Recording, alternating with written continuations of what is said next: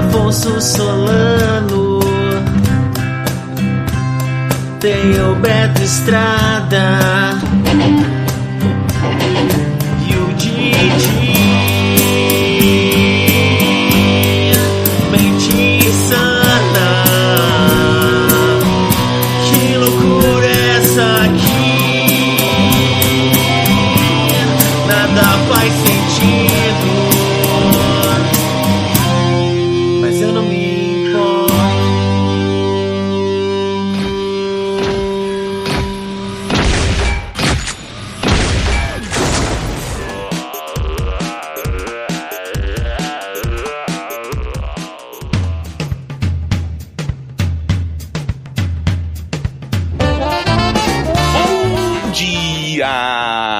Uma boa tarde no Void.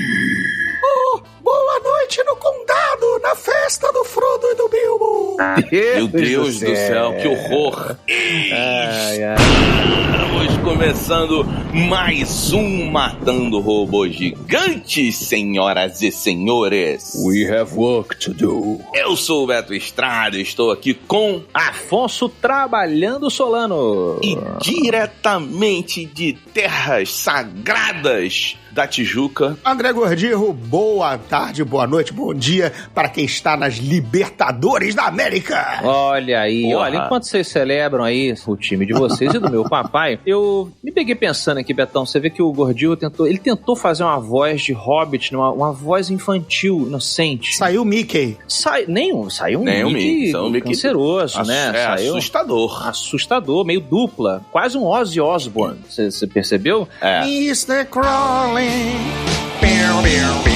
What went on in your head? E aí eu me lembrei, essa semana, né, eu tava caminhando pela rua, né, como eu faço às vezes, com Tom Bombadil, né, e saltitando e pensando, e aí eu vi uma jovem fumando, né, uma jovem assim, devia ter uns 22, 21 anos e tal, e cara, eu fico muito triste, né, lembrei da voz do Gordillo, apesar do Gordillo não fumar, né, me lembrou isso, Gordillo. Fomos charuto. Um charutinho. Cara, eu fico pensando, quem começa a fumar em 2024, cara, com tanta informação, com tanto acesso a redes sociais, onde você tem livre espaço pra aliviar o seu estresse, a sua ansiedade, xingando as pessoas. Fuck you! Acho cafona fumar em 2024. Cafona. Eu acho. Cala a boca, meu irmão. Você fuma, cara. Você come fumaça. Quem é você pra me dar dica de saúde? Aí eu fiquei perguntando, o que vocês fazem pra aliviar o estresse? Que seja algo que não fira o seu corpo. Vamos dar dicas aqui pros jovens que ouvem a Cara, então, eu como um infeliz fumante... Você come um infeliz fumante pra aliviar o seu estresse? Isso. All my friends are gay. All my friends are gay. Como alguém que fuma e não defende o tabaco e odeia o fato de fumar e tenta largar este vício horroroso... Você é um herói trágico, Beto. Pois é. Você é o nosso herói trágico aqui da MRG. Mas, cara, pra aliviar o estresse, na real, é natação. Ah, você nada? Natação e apesar de eu fazer musculação, vou te falar que musculação não alivia o estresse, porque é chato pra caralho. Que isso? Não. Musculação é muito chato. Musculação é muito chato. Eu faço porque é importante, porque é um dos melhores exercícios, tanto pra emagrecer, quanto pra longevidade. Eu entendo. Justo. E eu faço. É igual salada, né? Ninguém gosta de, na hora que você tá levantando peso, não é legal. Mas o resultado é bom. É igual salada, né, Gordinho? É mais ou menos essa... Eu não sei, eu não como uma salada, acho que desde quando fui obrigado como criança, entendeu? Tem que ser meio controlado, um pouco droga, um pouco salada, um pouco droga, um pouco salada. Comer salada é bom, cara. Agora, se o cara só usa droga, daí faz mal. Mas se o cara, variar um pouquinho, não dá nada, não. E o que você faz então, Gordinho, pra dar uma relaxada aí? Eu jogo um jogo fácil. Porque não jogo um jogo que eu vou ganhar amarelinha. lavada. Você joga amarelinha com as crianças no Play. É isso. E ainda dá a chance de dar uma rasteira em uma delas. Ouvir a criança chorando, deixa pra lá. Enfim, é desestressante. Entendi. Endurecer os jovens, né? WoWzinho, Gordinho, WoWzinho. World of Warcraft é relaxante, Betão? World of Warcraft não só é relaxante, Afonso Solano, como temos um convite para quem está nos ouvindo nessa segunda-feira.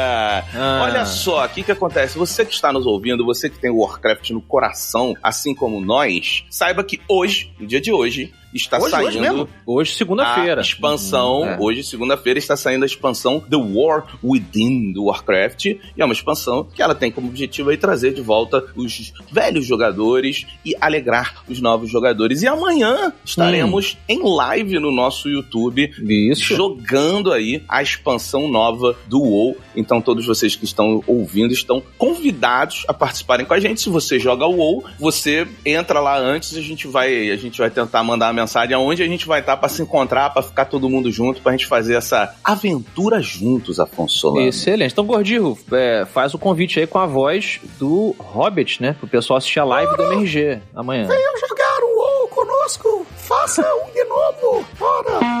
Cara, um Mickey fumante mesmo. Porra, esse Mickey aí...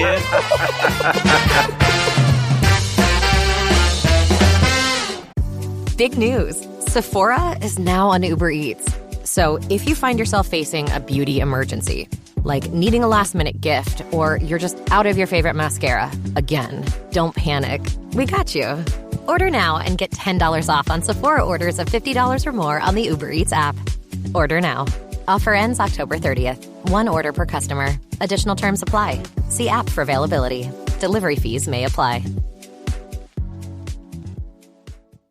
Imagine being 12 years old, already having 30 bone fractures, and wondering, why can't I just play like other kids? I'm Leanne, and I was diagnosed with brittle bones disease. Now, I'm running the Bank of America Chicago Marathon for Lurie Children's, so every kid can just be a kid. Join Bank of America in supporting Leanne's cause. Give if you can at BofA.com/supportLeanne. What would you like the power to do? Bank of America. References to charitable organizations is not an endorsement by Bank of America Corporation.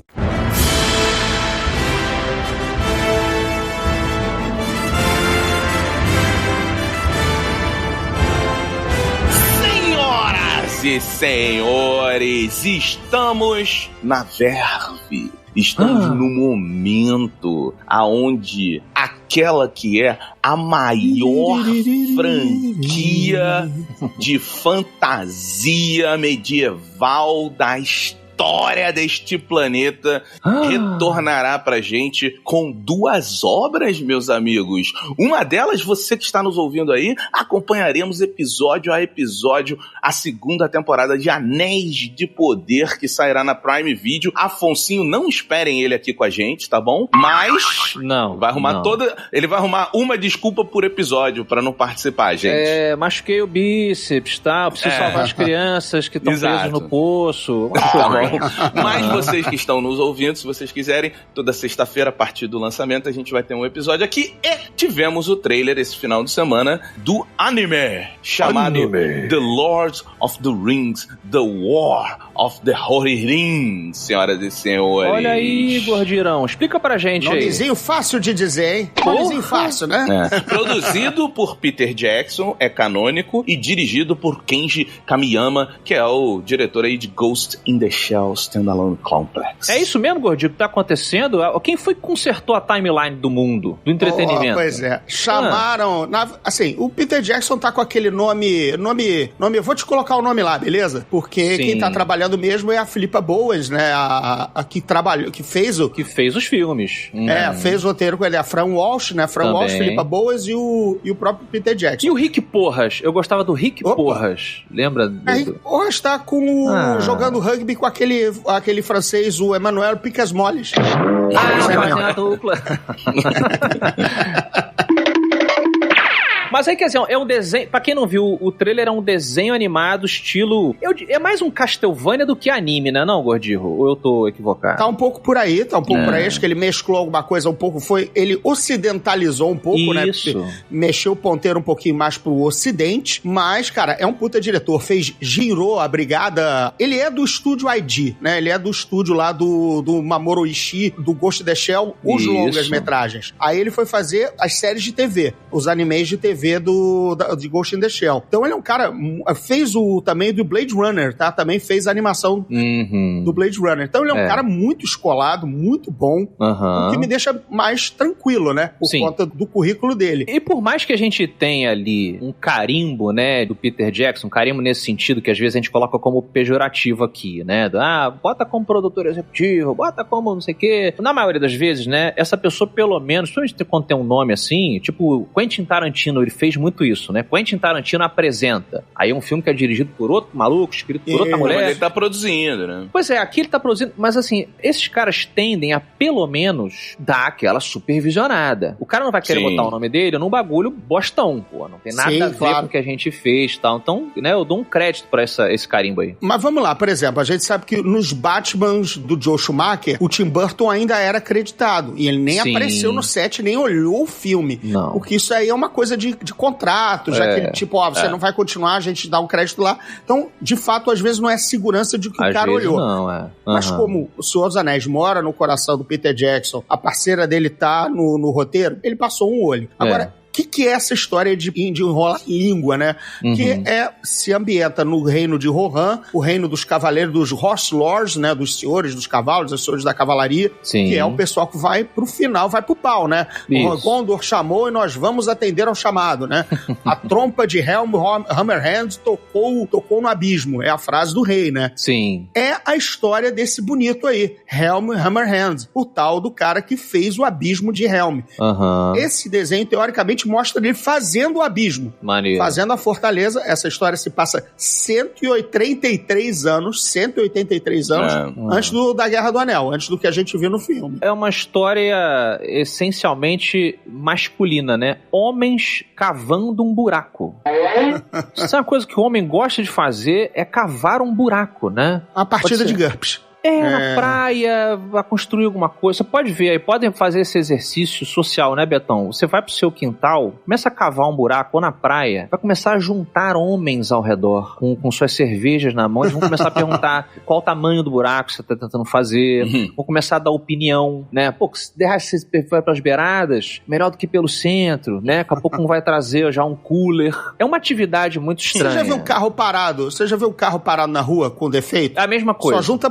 Mesma coisa, homens de braço cruzado. Isso.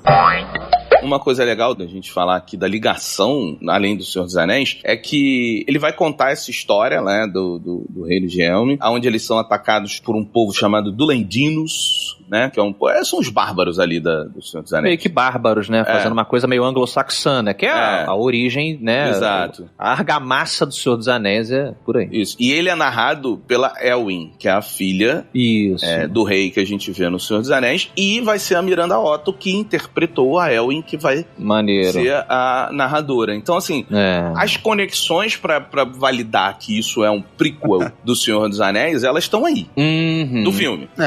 Amigos, pode dar merda como pode não dar. Mas é estranho, eu tenho alguma coisa, assim, muito, muito foggy na minha cabeça, sabe? Muito, muito nevoeiro, de que tem alguma coisa de um prequel do Senhor dos Anéis, mas eu não consigo lembrar. Alguma coisa que parece que aconteceu, mas a minha mente não consegue ir lá. Entendi.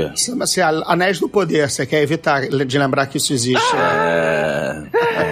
Que essa merda aí, pô. Não, então, mas é outra parada. São duas coisas diferentes, né? São duas produções diferentes. Aqui a gente tá falando meio que do universo do Peter Jackson. Que foram os 6 filmes, né? Mas, Betão, o Anéis de Poder, ele esteticamente, por mais que tenham questões legais, tudo mais que a gente já discutiu, né? Ele não é tipo o universo do Homem-Aranha da Sony e o universo do Homem-Aranha do MCU, da Marvel, no cinema. Ele esteticamente é muito próximo.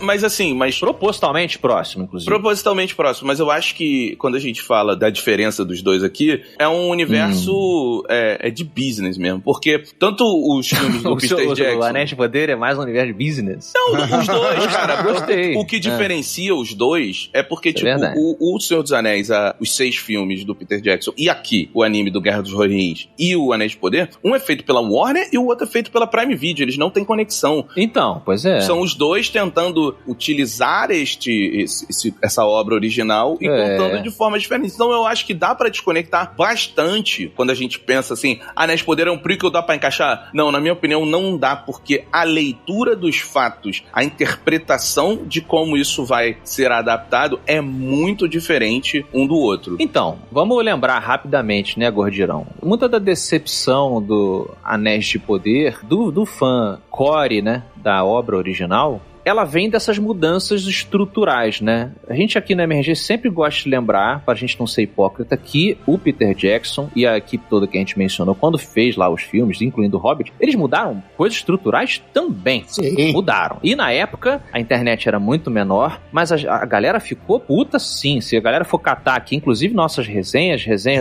do Gordirro também, na revista 7, sei lá onde que foi, mas você teve em tudo quanto é lugar. Escrevi nas paredes, na pintura rupestre. Isso. Eu fiz minha crítica ali. Cara, a galera também ficou chateada. Mas é que a balança pendeu para o positivo no final da experiência do Peter Jackson. Extremamente, né? Extremamente. Né? Assim como trocentas outras adaptações que mudaram coisas estruturais também, mas as obras ficaram boas e respeitaram o espírito da coisa. O Anéis de Poder, a grande discussão, e claro, teve gente que curtiu e, pô, pelo amor de Deus, fico até feliz quem curtiu. Mas quem não gostou e que é muito fã, comenta muito isso. Cara, você tá trazendo o Gandalf numa época errada, você tá alterando a estrutura tribal ali dos hobbits, você tá mudando a personalidade de uma personagem que é amada, Galadriel, e por aí vai, são muitos tropeços, né? Uma coisa que até é interessante dizer sobre a gente vai fazer Anéis de Poder, e a gente vai estar com a dupla, o César e a Inês do Tolkien Talk. Eles são muito, muito especializados, tem um canal no YouTube super legal lá, que falam muito sobre todos os detalhes tal do Senhor dos Anéis. Então a gente vai conversar muito com especialistas sobre a visão.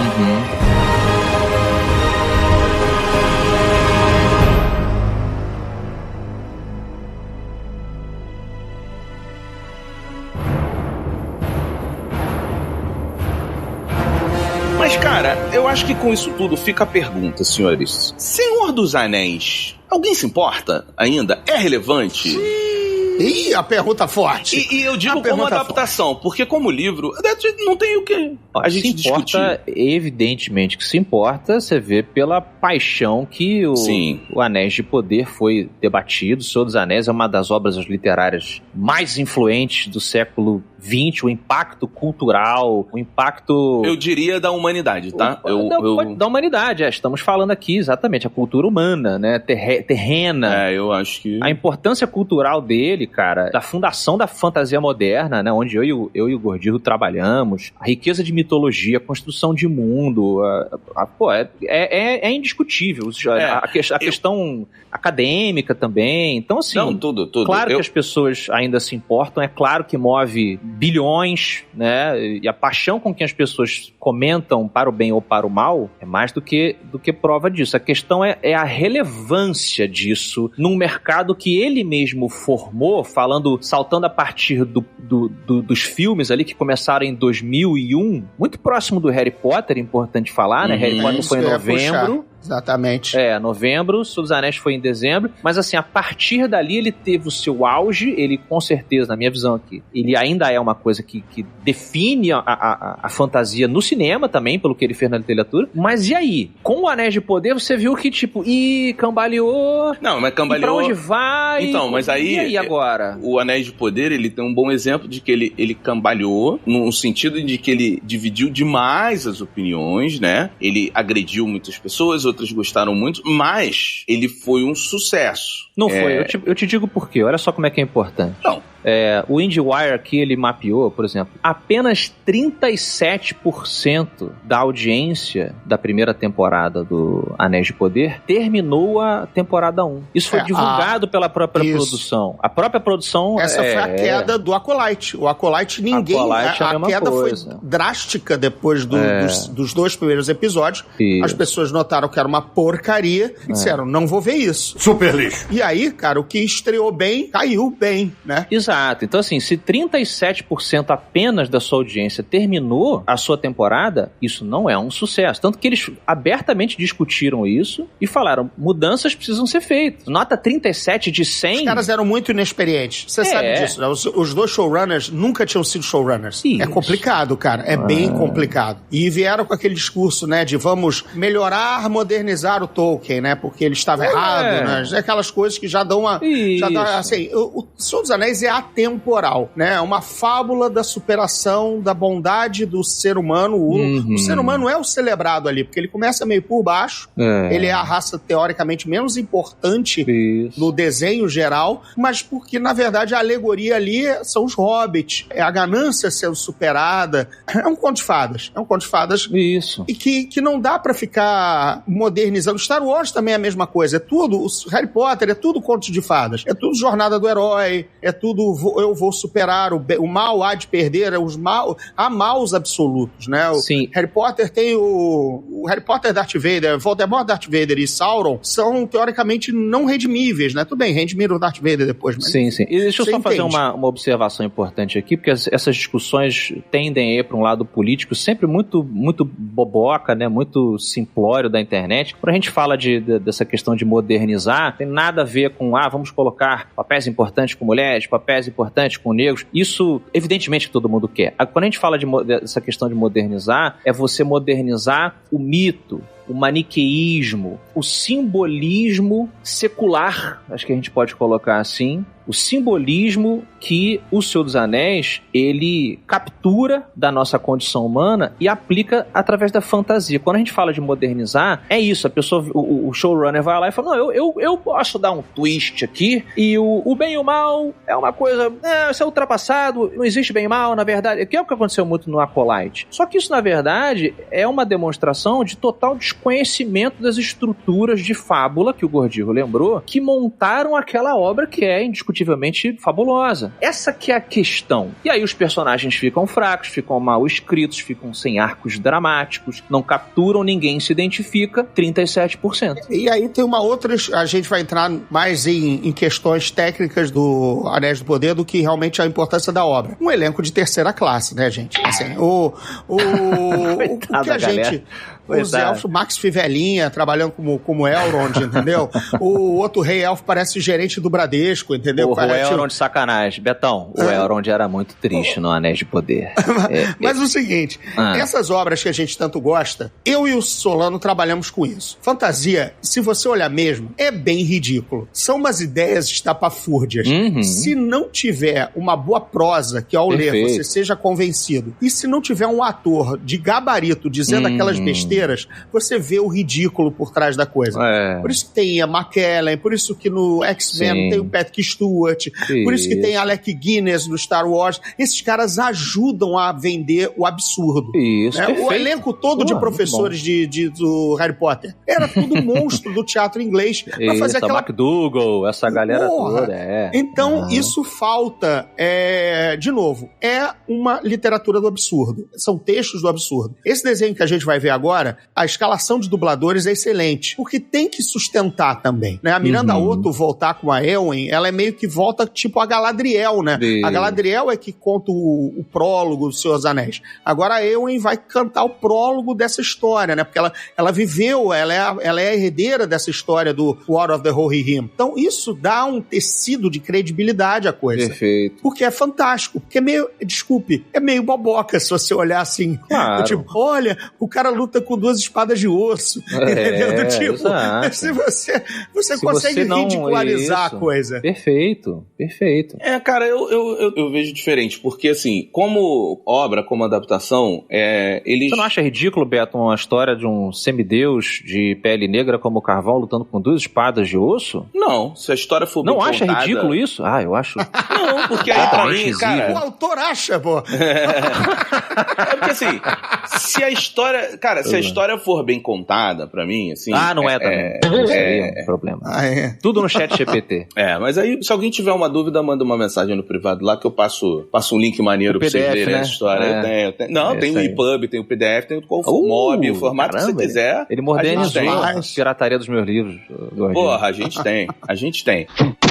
Mas assim, cara, é foda, porque eu acho que o Rings of Power, ele é a prova do tamanho da relevância do Senhor dos Anéis. Porque, por mais que ele tenha tido uma queda, essa queda ela é comparativa com números absurdos. Então, se você pega como termina a temporada, ela termina muito maior de outras séries que a gente chama de sucesso. Então, né, sim, tipo... é proporcional, né, exatamente. Exato. Então, assim, tudo que é Senhor dos Anéis hoje... é gigante. Ainda movimenta, ainda é gigante, ainda faz muito barulho pela importância dos livros e do que o Tolkien construiu. Agora, o que eu tenho dúvida é se Senhor dos Anéis está conseguindo se renovar. Porque você fez uma boa comparação do Harry Potter com o Senhor dos Anéis, dos filmes saindo juntos. Eu não tô comparando, que todo mundo que está ouvindo entenda. Pra mim, assim, eu sou muito apaixonado por Harry Potter, mas não dá nem pra comparar a importância dos dois, tá?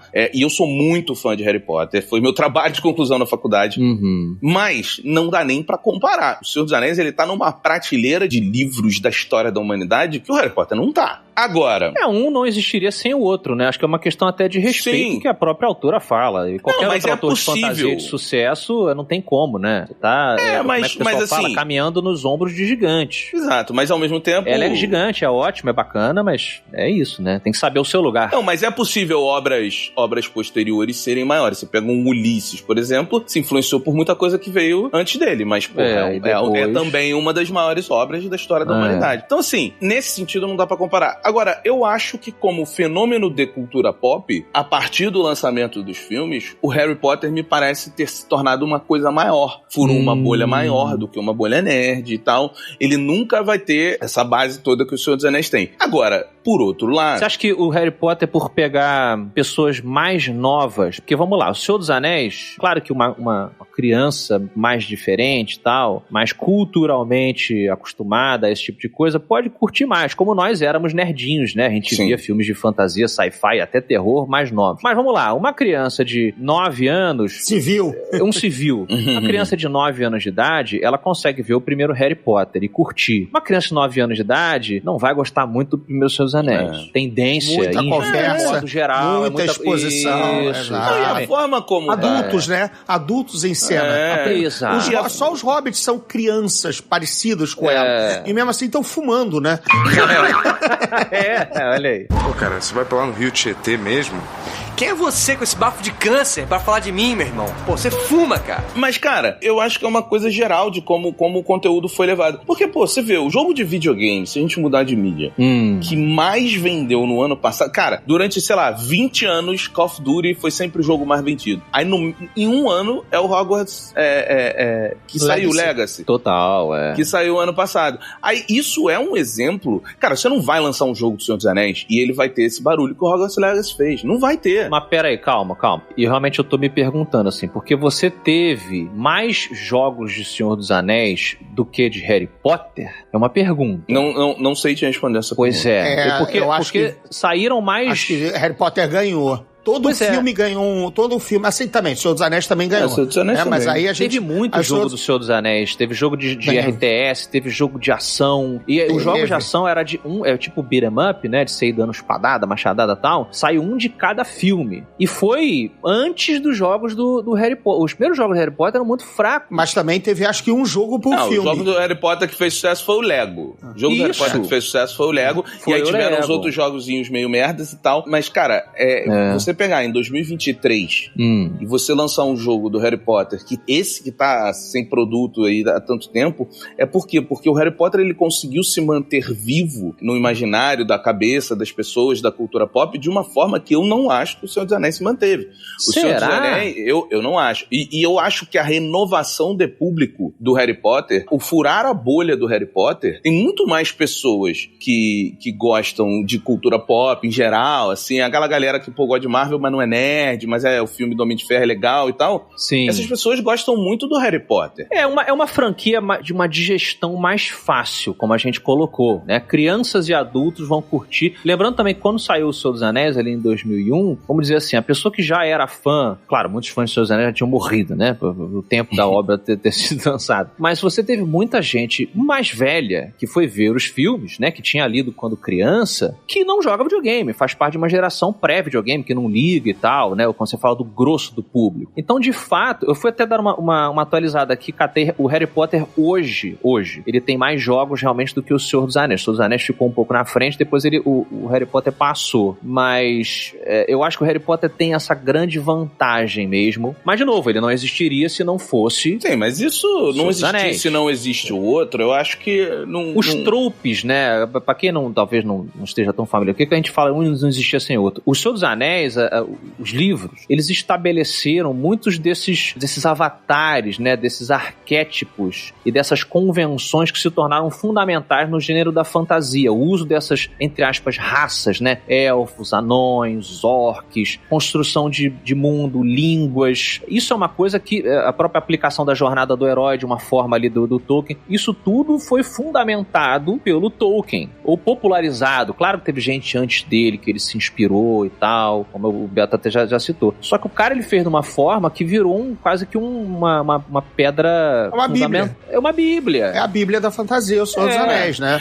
Então, até em conta de história fabulosa, né? Sim, mas... O Harry Potter tem lá, tem elfo, tem orc, tem troll, tem magia. O que é o Dumbledore? Pô, foi mal. O Dumbledore é o Gandalf. O Gandalf, sabe? Professor. Então, mas eu acho que isso é uma coisa. Uma coisa é... Cara, o Senhor dos Anéis, ele não só é a base, como ouso eu dizer que ninguém fez tão bem quanto ele. Além dele ser base. Você pega o Game of Thrones, na minha opinião, o grande sucesso do Game of Thrones lembrado. Que o George Martin, ele foi o que mais se aproximou de uma construção de universo concisa como o Tolkien fez. Porque o que o Tolkien fez é inacreditável. É inacreditável o que o Tolkien fez. Para as pessoas que estão ouvindo, o Tolkien, ele não contou uma história. Ele construiu um mundo e depois contou a história em cima desse mundo. Então, ele descreve nos livros, que tem muita gente que acha chato, como ele é descritivo de como é que era... É chato.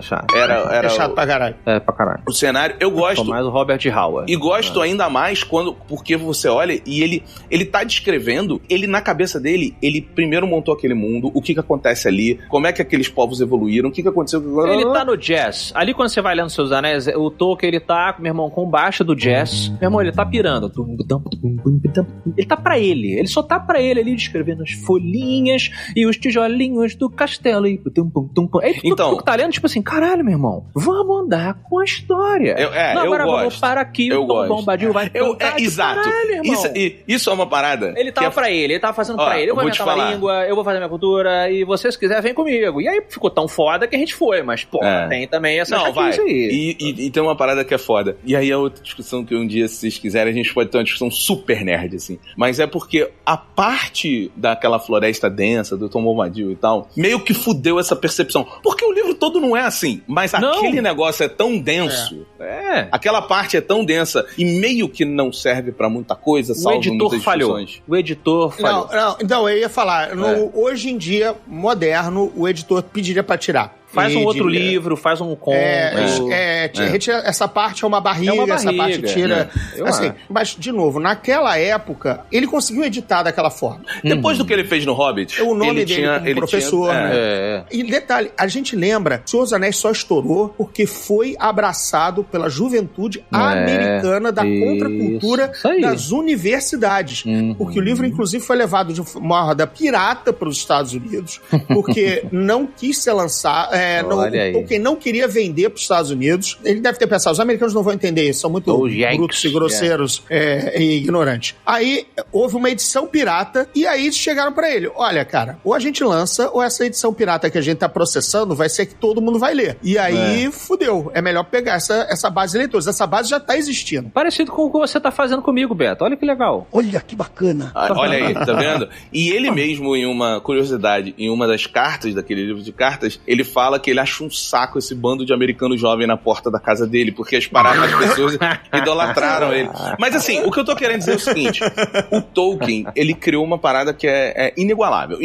E talvez só o Martin tenha chegado perto do que ele fez. Agora, Isso não exclui o fato de que, se a gente pegar hoje, por exemplo, no dia de hoje, quanto vale a IP do Harry Potter, a IP do Harry Potter, ela é avaliada em mais ou menos 4 bi. A IP do Senhor dos Anéis é avaliada em mais ou menos 2 bi. Então, assim, e o valor de mercado é uma prova de consumo, né? A gente não pode desmerecer isso. Então... mas você tem que considerar também que o mercado mudou, a forma de consumir mudou. Como o Gordinho falou, na época que o Senhor dos Anéis foi escrito, você não tinha um lançamento global de uma obra internacional daquele naipe, né? Não tinha, Afonso, mas eu digo hoje... O próprio filme, né? Os filmes do Senhor dos Anéis, hoje, quando saíram, não tinha os recursos que a gente tem. Os filmes ficaram no rame-rame, porque faltava... Tudo bem, não faltava efeito. A gente sabe naquela época, né, fazia de qualquer maneira com efeito tosco. Mas não tinha um grande interesse, né? Por exemplo, o desenho do Ralph Bakshi não terminou, né? Ele não vai até o final porque faltou financiamento, né? Explica isso rapidamente. Explica esse desenho do Ralph Bakshi. Teve um desenho nos anos 70, né, do Ralph Bakshi, que é um grande animador americano, muito bom. Que trabalha muito com rotoscopia, que é aquela forma de você filma e depois você pinta em cima, desenha em cima, tá? Uma técnica muito peculiar e que dá toda a cara daquele desenho, mas faltou grana, faltou interesse. E o filme foi lançado pela metade, né? Você vê e ele não completa a história da trilogia, né? Então, a gente teve tentativa de levar pro cinema. O Tolkien também era muito avesso, né? Ele não queria as versões audiovisuais, né? Ele teve que morrer pra isso andar, né? O que eu até acho um desrespeito, mas beleza.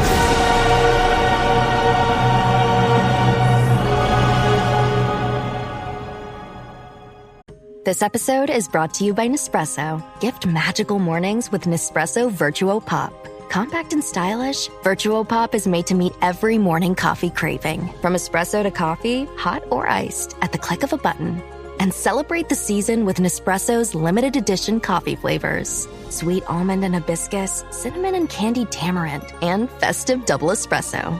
Magic in the making. Shop the holiday gift collection exclusively at Nespresso.com.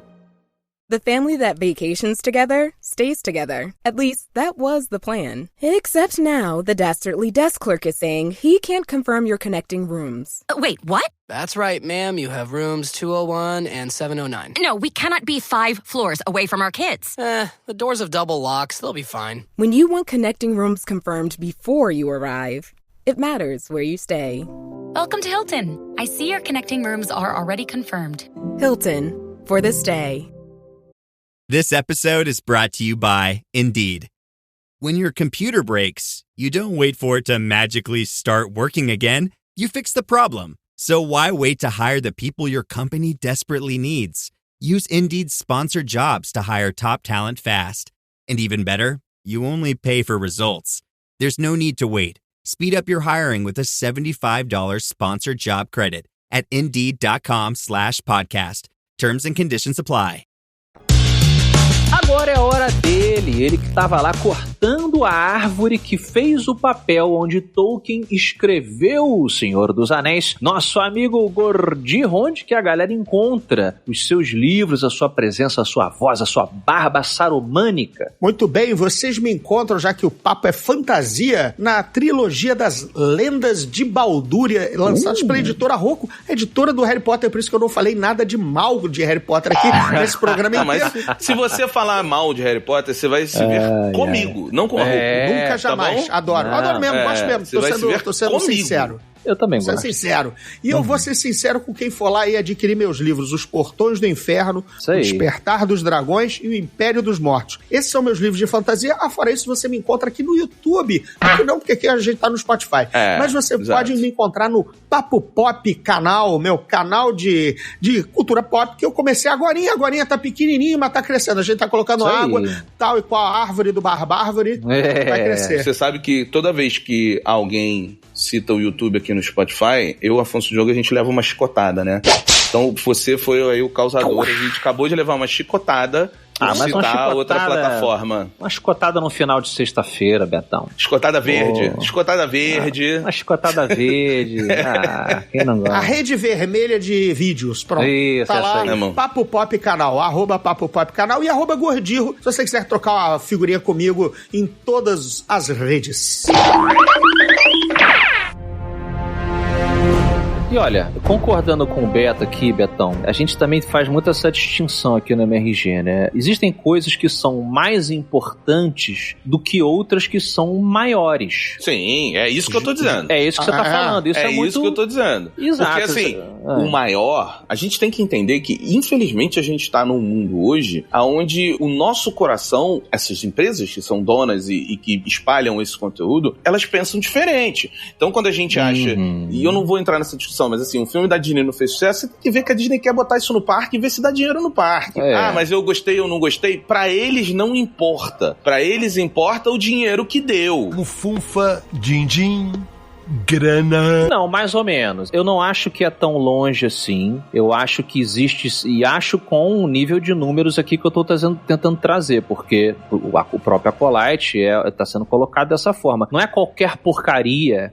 Pega o dinheiro que deu e tal. Não, a ideia do o que mas eles querem... o Acolyte não serve na conexão, então não vai levar pro parque, então foda-se, eu não quero isso. Mas o próprio, que a gente falou aqui, o Anéis de Poder, os caras insistiram na temporada 2 porque, e a gente acompanha por dentro, tem gente que tá até trabalhando lá e tal, você fala, cara, a IP, né, propriedade intelectual, é ainda muito relevante, as trocentas de pesquisas que eles falam, mesmo com essa queda, a galera ainda vai apostar, olha, tem uma chance que as pessoas talvez venham seguro. Então é o seguinte, se fosse também tudo dessa forma, o próprio que tá acontecendo com Star Wars, em geral, com a Disney, os filmes da Disney, né, então assim, a Disney é gigantesca, claro, a Disney vai continuar onde tá por muito tempo, não que grandes impérios não possam ruir, vide Roma, né? Mas, então, o CEO, ele já deu declaração. Então, assim, essa galera da Amazon, da Disney, que seja, eles olham e falam assim, opa, mas calma, olha, se pagou, assim, mas eu não quero que o bagulho só se pague. Eu quero que essa porra seja agrade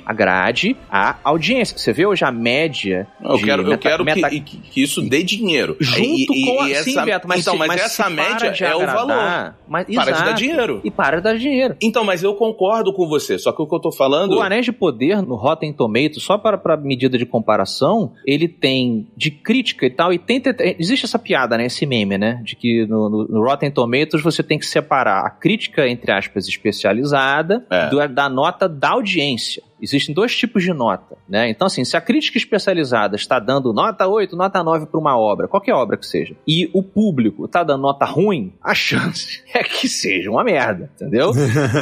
Então, assim, o Anéis de Poder está com 38%, cara, de aprovação. Então... 38% de aprovação, mas o lance é o seguinte, se ele, dentro da estratégia da Amazon, ele deu isso tudo, mas ele deu porque o primeiro episódio, por exemplo, do Anéis de Poder... Isso, é isso que eu tô chegando, vai, exatamente. Os dois primeiros episódios, eles deram um boom absurdo de visualização. Em assinaturas. E aí, o cara, a métrica que o cara faz é o seguinte, beleza, então 40 milhões, tô supondo, tá? 40 milhões de pessoas assinaram a Amazon pra ver esse episódio. Vamos entender aqui uma conta de LTV, Lifetime Value. Quanto desses 40 milhões continuaram pós a série? A nossa métrica era que 10% fizesse. Porra, 37% ficaram. Cara, isso foi 3 vezes mais do que o esperado. Valeu a pena. Bota a segunda temporada nessa porra. Essa é a conta que o Beto tá falando. Exatamente. É aí que o cara chega. Se a segunda temporada ela não valer, aí o cara vai cancelar sem dó. Ele não se importa. Então o que eu digo é, o sucesso não é ele olhando e falando assim,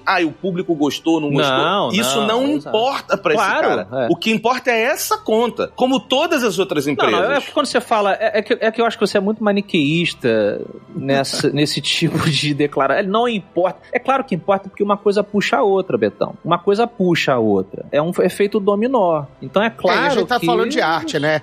Os caras ali ficam doídos. Eles querem também o reconhecimento da indústria. Eu acho que quem é o dono... Ô Gordinho, eu honestamente, conhecendo algumas pessoas... Não, o dono tá foda-se.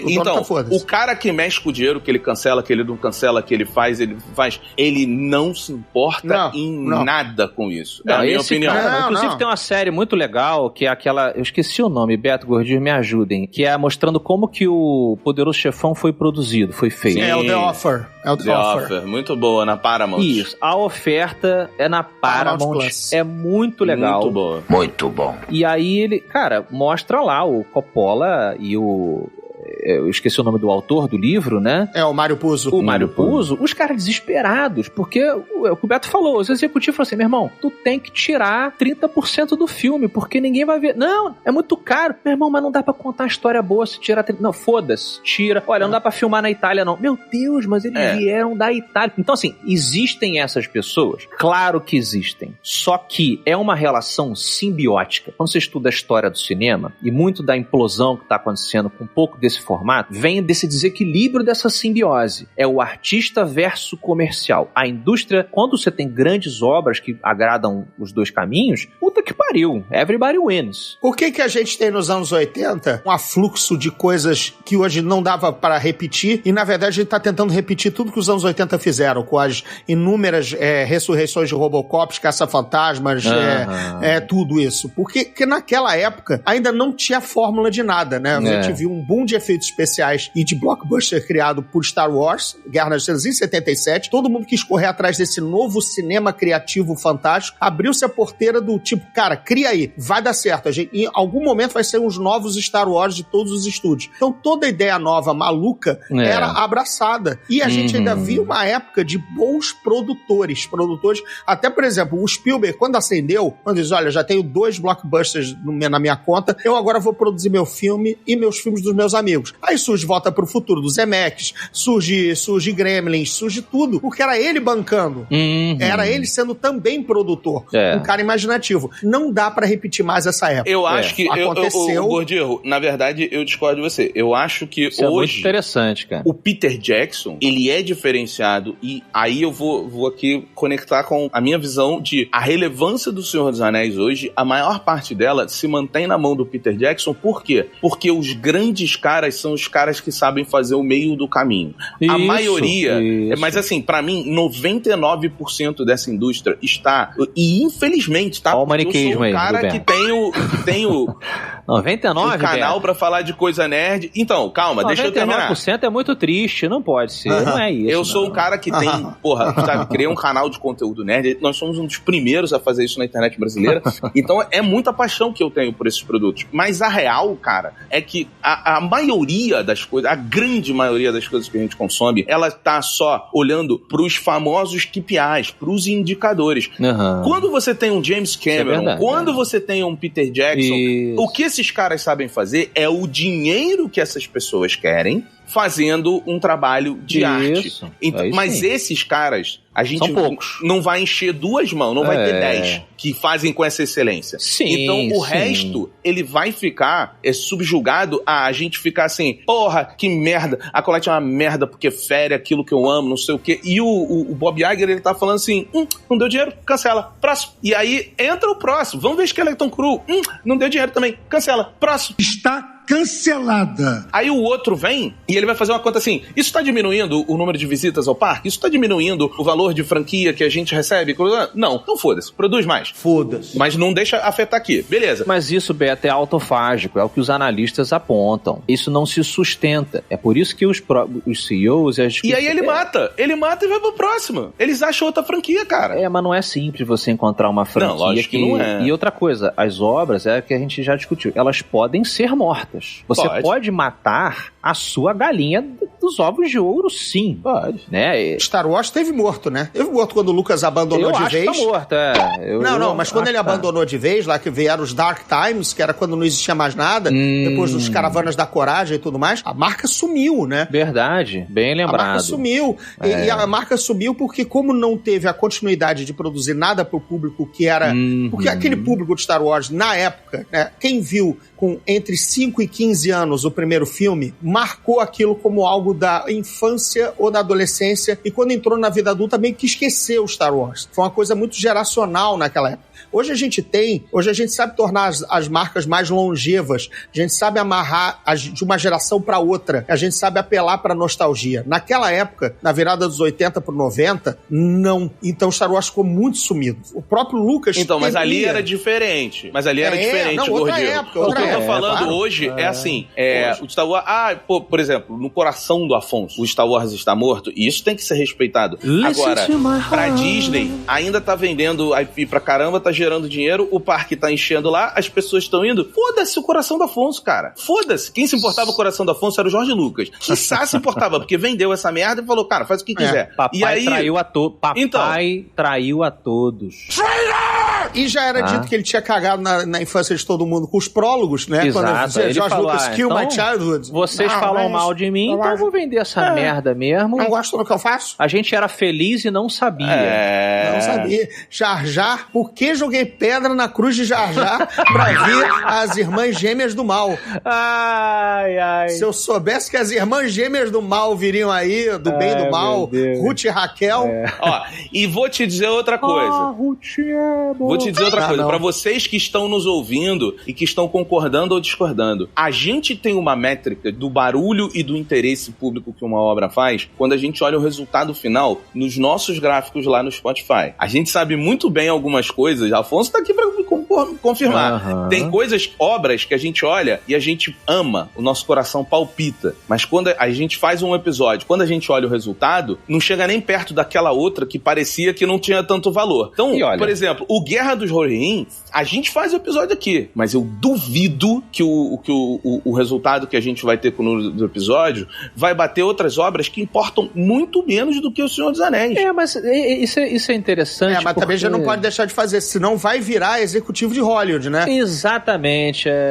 Assim, eu cito aqui o nosso Aragorn, né? Quando lá o Frodo, a turma toda, estão olhando lá os orcs, os olifantes vindo e tal, tipo, e o cara fala, acabou. Como é que é lá o do Aliens? That's it, man. Game over, man. Game over, man. Game over. Game over. Ele dá uma fraquejada no segundo Game over, né? Uma fraquejada, Aí o Aragorn se ajoelha e fala, cara, há sempre esperança, né? There's always hope. E eu acho que essa esperança, Beto, ele vem justamente da volta que a tecnologia, ela deu, favorecendo criadores de arte, né? Artistas que antigamente não tinha como o cara escrever um bom roteiro e jogar para milhões de pessoas assistirem, porque ele dependia desse estúdio que a gente tá aqui falando, que cresceu tanto, que hoje em dia perdeu esse contato, né, com a alma do negócio, vamos chamar assim, até pra brincar. Esse cara hoje, ele tem o poder de fazer o curta dele usando efeitos visuais tão bons muitas vezes, ou muito próximos de Hollywood, ou um filme menor com investimento. Olha o Godzilla Minus One. Eu ia falar do Godzilla também, do Gareth Edwards. Boa. Que ele foi chamado pra dirigir porque ele fez aquele pequeno curta, o filme pequeno, Monsters. Isso. E aí chamaram ele pra dirigir o Godzilla. Perfeito. Ele foi fazer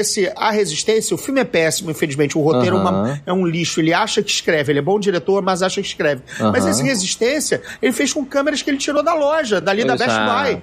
Ele fez um filme digno, efeitos especiais belíssimos, muito bem filmados. Eu gosto desse filme.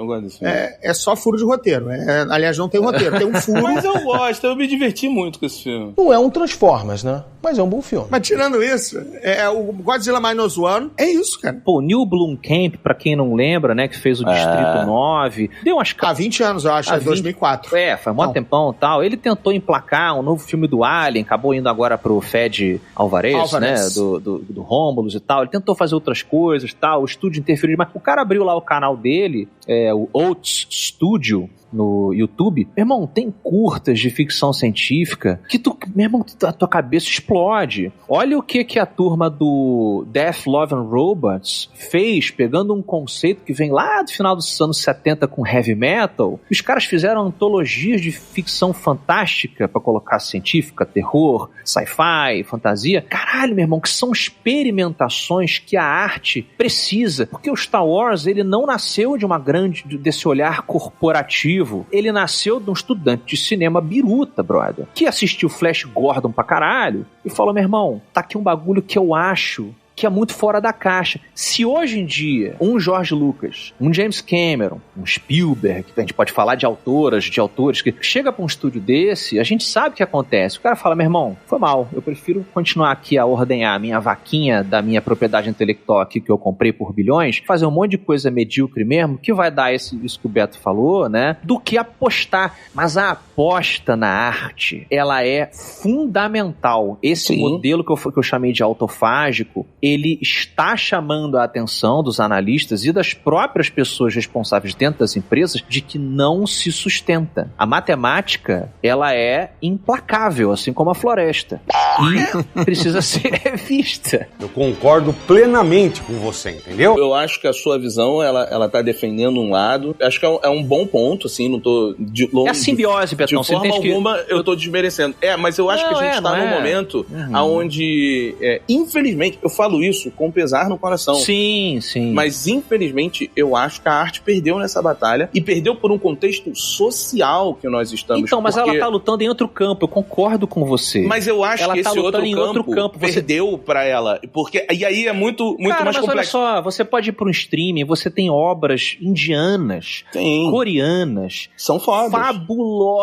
Fabulosas. Essas que eu citei antes são até de pessoas de língua inglesa, mas caralho, meu irmão, o mercado coreano de filme, de ficção científica e fantasia, mercado indiano de aventura, é porque é uma quebra, claro, a gente cresceu assistindo a coisa falando em inglês, né? Mas, meu irmão, hoje em dia tu vê tudo dublado. É o soft power americano, né, cara? Você bota a porra do cara meu irmão, nós temos excelente dublagem dessas obras todas, isso é foda pra caralho. Sim. É foda pra caralho. Mas é uma quebra. Aí é discussão até conceitual, porque eu acho que assim, a gente tá num momento de sociedade onde esse volume de possibilidades, ele está gerando a absoluta pobreza de conhecimento e execução. Perfeito, então, ao mesmo tempo em que todo mundo pode fazer tudo, as pessoas, elas querem dizer que elas têm conhecimento, mas elas não querem estudar, elas não querem repetir e errar, elas não querem fazer isso. O mesmo cara que reclama que a arte é banalizada com o filme de herói, ele ouve uma música e ele fala que a música que outros julgam que é pobre é boa. E o cara que tá julgando essa música que é pobre hoje e ele não gosta, quando ele vai pro livro, ele acha que Ulisses, que eu citei, é um saco, ele acha que outras obras são um saco, porque ele prefere ler obras mais básicas. Então, assim, a gente tá vivendo Beto, numa você tem roda... que sair desses fóruns de discussão de música aí, Beto. Não, cara, porque a roda, o mesmo cara que critica o sertanejo, é o cara que, quando a gente fala da literatura, ele não tá nem aí do que é uma Montanha Mágica, ele não tá nem aí do que é um Ulisses, ele prefere ficar lendo outras obras que, beleza, são boas, mas você não bota... Você tem essa coisa da repetição, né? Quando eu provoco, falo, gente, pra mim Star Wars morreu e tal, não sei o quê, é muito também uma forma de sacudir, sabe? De sugerir, de falar, tipo assim, meu irmão, as coisas têm ciclos, eu realmente acho que aquilo ali atingiu o seu ciclo máximo, e aí você tem que procurar coisas novas que te desafiem de formas diferentes, porque essas pessoas que, infelizmente, com essas obras, o próprio Senhor dos Anéis, tem Beacons of Light, né? Como talvez esse desenho pode ser uma merda também, a gente não sabe, tá? Mas assim, aparece quem sabe essa animação vai ser boa. Quem sabe a segunda temporada do Anéis de Poder pode ser um pouco melhor que a primeira. Quem sabe a próxima série Star Wars pode reviver um pouco, não sei o quê. Porque nós estamos reféns das pessoas que sequestraram as propriedades intelectuais que a gente ama e que mudaram o mercado. Mas, infelizmente, as pessoas que sequestraram, elas são... Tem até uma passagem no Senhor dos Anéis que ele fala um pouco sobre o mal, né? Que o mal, ele é incapaz de criar. Eu não lembro onde que ele fala exatamente isso, que o mal, ele só consegue distorcer. Eu uso muito isso como o mal é medíocre, vamos chamar assim, sabe? As pessoas medíocres que fizeram essas nossas obras de refém, elas são incapazes de criar coisas novas. Sim, concordo. Elas são incapazes, elas não são artistas. É o que o Beto desenhou muito bem desse sistema. Então, elas vão sempre tentar copiar, elas sempre vão tentar copiar de uma pessoa que criou algo original e novo, né? Ou se apropriar dessa coisa original de alguma outra forma, e inevitavelmente elas vão deformar essa coisa que elas compraram. Money! E nesse processo, quando elas falham, porque ele falha, como a gente discute aqui... Afinal, não é uma pessoa criadora, não é uma pessoa criativa, é uma pessoa destrutiva. Quando ele falha, ao contrário do artista que olha para si e fala, onde eu errei?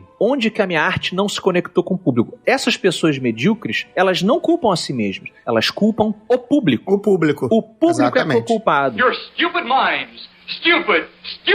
É porque a visão romântica, eu não gosto dela, infelizmente, porque eu sou um apaixonado, mas... É um romântico. Fica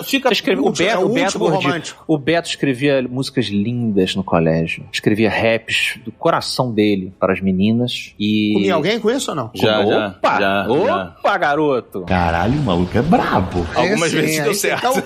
Então cumpriu o objetivo, né? Como diz o Seinfeld, né? Por que o homem levou um Jeep pra Lua? Pô, porque podia ter uma lunática lá, né? Como é que eu vou? Vai impressionar, levar por rolé. É o nosso romance. Mas agora já foi. Tô que nem Senhor dos Anéis. Não sei se alguém se importa. Ou então, elfo, né? Vou diminuir e ir pra Valinor, né? Isso, deve ser diminuído,